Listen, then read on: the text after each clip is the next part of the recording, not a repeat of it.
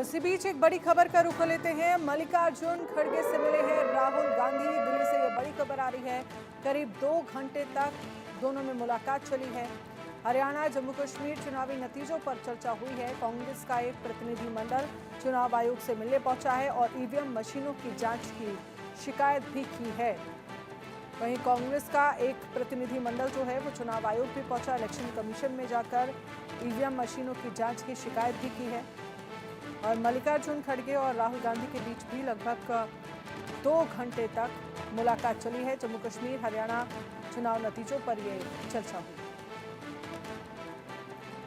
कनिका कटियार इस पर ज्यादा जानकारी के लिए हमारे साथ जुड़ गई हैं। कनिका, मल्लिकार्जुन खड़गे और राहुल गांधी के बीच 2 घंटे मुलाकात हुई है, क्या जानकारी मिल रही है, किन मुद्दों पर चर्चा की गई?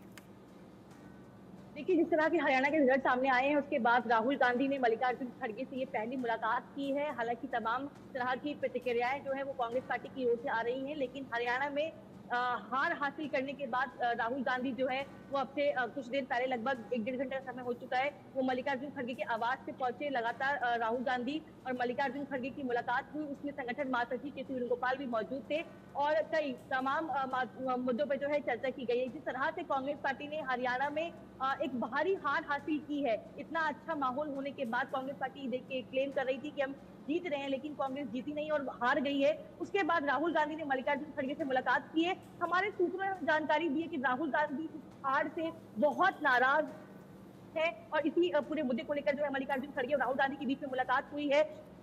लगभग आधे घंटे तक राहुल गांधी और मल्लिकार्जुन खड़गे की मुलाकात हुई है। उसके बाद हेमंत सोरेन जो कि झारखंड के मुख्यमंत्री हैं, वो अपनी पत्नी कल्पना सोरेन के साथ मल्लिकार्जुन खड़गे के आवास पहुंचे थे, क्योंकि झारखंड में भी आने वाले दिनों में चुनाव होने हैं और कहीं ना कहीं इंडिया अलायंस में झारखंड और कांग्रेस का जो अलायंस है उसके मद्देनजर जो है हेमंत सोरेन ने भी राहुल गांधी और मल्लिकार्जुन खड़गे से मुलाकात की है।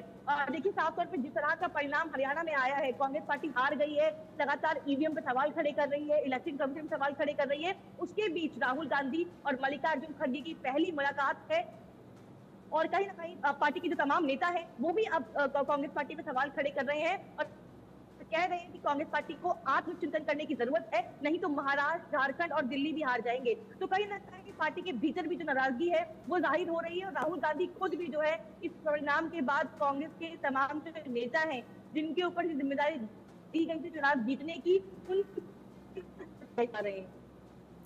कनिका, इसके साथ ही क्योंकि देखिए ये कहा जा रहा है कि एक प्रतिनिधि मंडल जो है वो इलेक्शन कमीशन के पास भी क्या ईवीएम को लेकर शिकायत दर्ज की गई, ईवीएम की जांच को लेकर बात कही जा रही है, तो एक बार फिर से क्या कांग्रेस अपनी हार का ठीकरा ईवीएम पर फोड़ती हुई दिख रही है? हालांकि जम्मू कश्मीर को लेकर ऐसा नहीं है। देखिए, बिल्कुल साफ तौर पे हरियाणा में जिस तरह के नतीजे कांग्रेस पार्टी को देखने को मिले हैं, उसके बाद कांग्रेस पार्टी ने एक बार फिर से ईवीएम पे सवाल खड़े किए और आज कांग्रेस का डेलीगेशन जो है वो चुनाव आयोग गया था। अब से कुछ देर पहले जो है भूपेंद्र सिंह हुड्डा, केसी वेणुगोपाल, अशोक गहलोत, अजय माकन, पवन खेड़ा, जयराम रमेश, ये तमाम जो नेता हैं वो चुनाव आयोग गए हैं।